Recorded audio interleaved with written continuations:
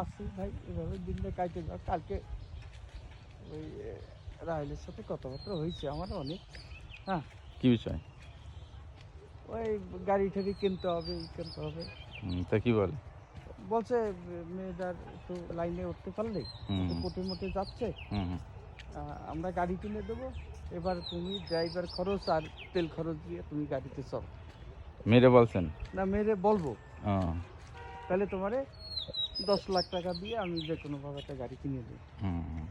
ঠিক আছে। আচ্ছা, এই কলা কি সবজি কলা না এমনি পাকা খাওয়ার জন্য? এটা আনাজি কলা, মানে তরকারি। এটা তরকারি খায়? হ্যাঁ। এই কলাগুলো কখনো পাকবে না? পাকে। পাকে? তাই। কলা পাকে। হুম, এই কলা আমি সেই জন্য কোথায় দেখছেন অনেক বড় তো এটা। হ্যাঁ, হেলদি হেলদি কলা healthy। অনেক। এই কলা তুমি টাকি মাছ দিয়ে, শোল মাছ দিয়ে, জিয়াল মাছ দিয়ে রান্ধো, শরীরের মানে পক্ষে। গ্রামের পরিবেশটা এত সুন্দর, বুঝছেন?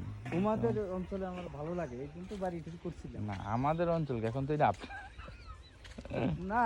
এই আমি যদি সারাদিনও কই এটা আমার গ্রাম, কেউ এটা মেনে নেবে না। নেবে না? না, কেন? এমন কাজ যে ঘর জামাই। আমি সেই বই নিয়ে আরেকটা নেবো তোমাকে। তখন আর বলতে পারবা নাকি? হ্যাঁ, ঘর জামাই করো। হ্যাঁ। টাকা দিয়ে আমার এটা কি গাছ? তাও তো জানি না।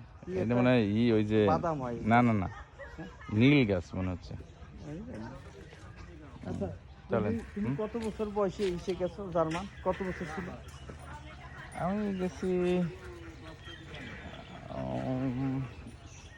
এটা কি মিশনের শুরুতে গেছিল? হ্যাঁ, দাঁড়ান একটু বলতেছি পরে।